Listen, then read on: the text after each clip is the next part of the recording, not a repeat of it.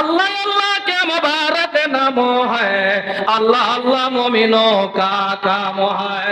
आशिकों में क्या मजा है, माशूकों से पूछियो, शाख गुल में क्या मजा है, बुलबुलों से पूछियो। ला इलाहा इल्लल्लाह, ला इलाहा इल्लल्लाह मुहम्मदुर रसूलुल्लाह সাল্লাল্লাহু আলাইহি ওয়াসাল্লাম। আমার বান্দা কখনো কখনো লা ইলাহা ইল্লাল্লাহ জিকির করবে, কখনো মুহাম্মাদুর রাসূলুল্লাহ বলবে, কখনো সুবহানাল্লাহ বলবে, কখনো আলহামদুলিল্লাহ বলবে, কখনো আল্লাহু আকবার বলবে। কথা ঠিক না বেঠিক? এইভাবে আমার বান্দা, আমি রব, আমি হলাম পবিত্র, আমার পবিত্র নামের জিকির করবে আমার বান্দা। এই জন্য আমি আল্লাহ রাব্বুল আলামিন আমার বান্দার জবানটাকে তার মায়ের পেটে নাপাক করি নাই।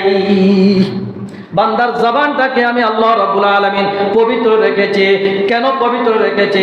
বান্দা যেন দুনিয়াতে এসে আমি রবের পবিত্র নামে পবিত্র জিকিরটা করতে পারে। লা ইলাহা ইল্লাল্লাহু মুহাম্মাদুর রাসূলুল্লাহ সাল্লাল্লাহু আলাইহি ওয়াসাল্লাম।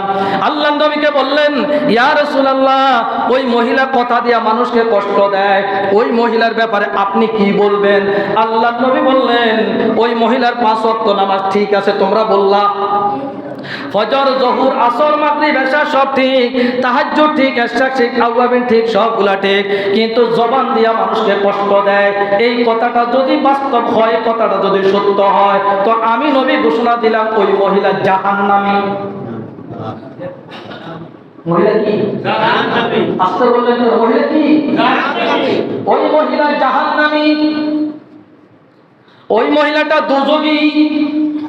এই জন্য আমি বলবো, আমার মা বোনেরা বড় সাবধান, আমার ভাইরা বড় সাবধান, জবানটা চালাইতে বড় সাবধান। আল্লাহর নবী বললেন ওই মহিলাটা জাহান্নামী। তার অপরাধ কি বলেন?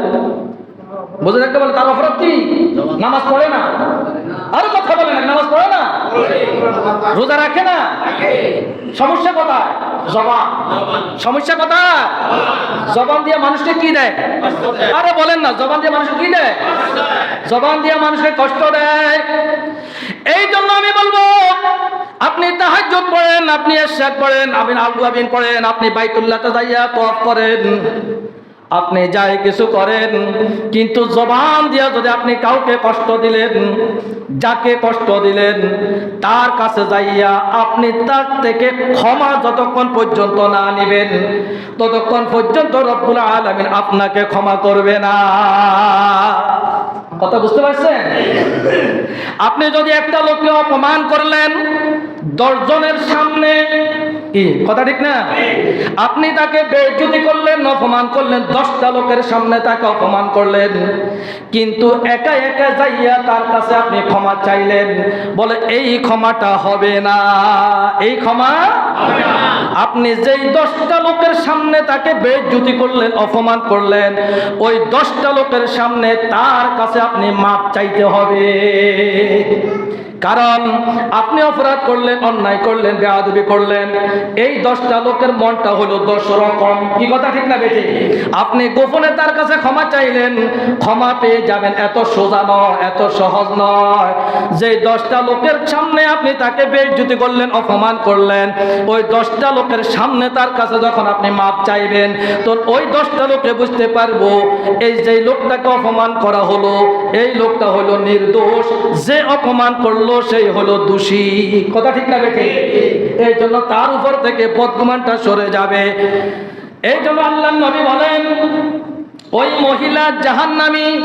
আরেকজন মহিলা সম্পর্কে নবীজিকে জিজ্ঞাসা করলো, ইয়া রাসূলুল্লাহ, ইয়া হাবিবাল্লাহ, ইয়া রাসূলুল্লাহ, ইয়া হাবিবাল্লাহ, আমাদের সমাজে আরেকটা মহিলার ব্যাপারে আপনার কাছে একটা কথা বলতে চাই। আল্লাহর নবী বললেন, বলো। আল্লাহর নবী অনুমতি শুই না, তখন বলতেছে, ইয়া রাসূলুল্লাহ, মহিলাটা ভালো কোনো তেমন আমল করে না, কিন্তু 5 ওয়াক্ত নামাজ, রমজান মাসের রোজা, এই সবগুলা ফরজ আমলগুলা ঠিক আছে, স্বামীর খেদমত ঠিক আছে, আর নফল ইবাদত তেমন বেশি করতে পারে না, কিন্তু মহিলাটা এত ভালো যার ব্যবহারে মানুষ অত্যন্ত সন্তুষ্ট, তার ঘরের মানুষ, তার বাড়ির মানুষ অত্যন্ত সন্তুষ্ট, তার আপনজন প্রতিবেশী সবাই সন্তুষ্ট। আল্লাহর নবী বললেন এই মহিলাটা তাহাজ্জুদ পড়ে না, এই মহিলাটা ইশাক পড়ে না, এই মহিলাটা আউয়াবিন পড়ে না, কিন্তু ফরজ আমল মহিলাটা ঠিক আছে। নফল আমল যদি নাও করতে পারে, আমি নবী তার ব্যাপারে সিদ্ধান্ত দিলাম সে হলো জান্নাতি। সে কি বলেন? জোরে বলেন, সে কি বলেন না?